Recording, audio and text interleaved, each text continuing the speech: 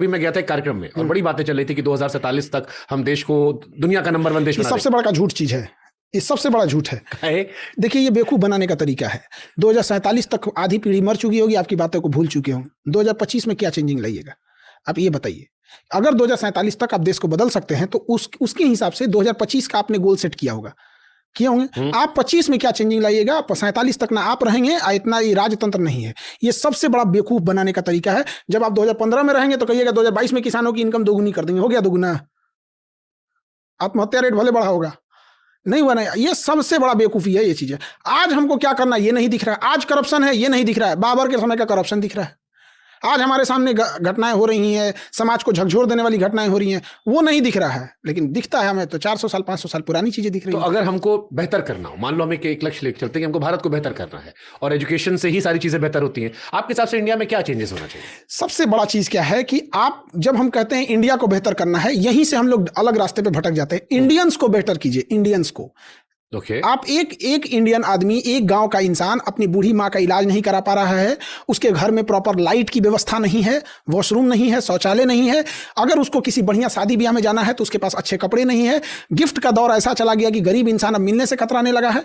आप जाके देखिए, कोई फल खरीद रहा है तो गरीब घर का आदमी नहीं खरीद सकता है। गरीब का खाना अलग है, अमीर का खाना अलग है। गरीब का हॉस्पिटल अलग है, अमीर का हॉस्पिटल अलग है। ये सब चीजें चेंज कीजिए, देश अपने से चेंज हो जाएगा। लेकिन अगर गुमराह करना है तो हम देश बदलेंगे, मतलब इन्हीं देश बदल देंगे लोग, मतलब देश में कोनो जैक लगा के उठा देंगे देश को।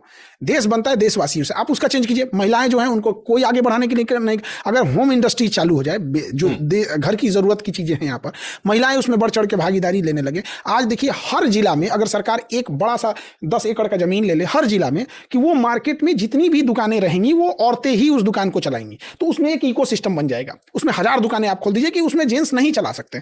तो जो अभी पहली पीढ़ी जा रही है बिजनेस में, वो तो अपनी बेटियों को वहां कर सकते, भाई तुम्हारे लिए अच्छा है एक भी जिला में नहीं है। लड़कियों के लिए कौन सा जिला, हर 5 जिला के बीच में एक गर्ल्स यूनिवर्सिटी होनी चाहिए, विमेंस यूनिवर्सिटीज होनी चाहिए, है नहीं है। देश 47 में कहाँ से डेवलप कर देंगे लोग यहाँ पे। मतलब देश में 10% लोग हैं ऐसे जिन्हें समझ में आता है कि सामने वाला झूठ बोल रहा है। लेकिन लोकतंत्र चूंकि भीड़ तंत्र हो चुका है, 90% की आवाज़ ज़्यादा सुनाई देती है। हम देश की बात करें, यहाँ बूढ़ा इंसान, कैल्शियम की कमी, जब आपको लंबे समय तक 20-25 साल तक अगर आपको कैल्शियम की कमी रही है ना, तो बुढ़ापे में शरीर झुक जाएगा। तो लोग कहते हैं बुढ़ापे में झुका है, नहीं, 20 साल तक बेचारा ने कैल्शियम की कमी झेला है वहाँ पर। औरतें देखिएगा, जो नए गाँव वगैरह में किसी की नई नई शादी हुई है, बेचारे के पास अच्छे भोजन नहीं होने की वजह से हीमोग्लोबिन कम है, प्लेटलेट कम है, जिस वजह से उसकी नई नई बहू आएगी या नए नए कोई गांव में रहेगी, बेचारा उसका मन नहीं लगेगी, थकी थकी रहेगी, कोई 4 को सुना देंगे सब कामचोर है, ये है वो है। बूढ़ी औरत है बेचारा, उसके शरीर में कमी है, यूरिक एसिड बढ़ा हुआ है, प्लेटलेट नहीं है, उसका बदन दर्द करेगा, वो अपनी बहू को खोजेगी, ये बहू पैर दबाओ। अरे यार, उसका इलाज करा दे भाई। पैर दबाना एक संस्कार है, चलिए भैया, लोग शौक से दबा देते हैं। हम लोग भी आज भी जाते हैं, मम्मी सोई भी रहती है तो दोबारा से दबा देते हैं, चलिए यहाँ पर। लेकिन बताइए, आप कहिएगा कि देश पढ़ने को, वो कहाँ जाएगा बेचारा?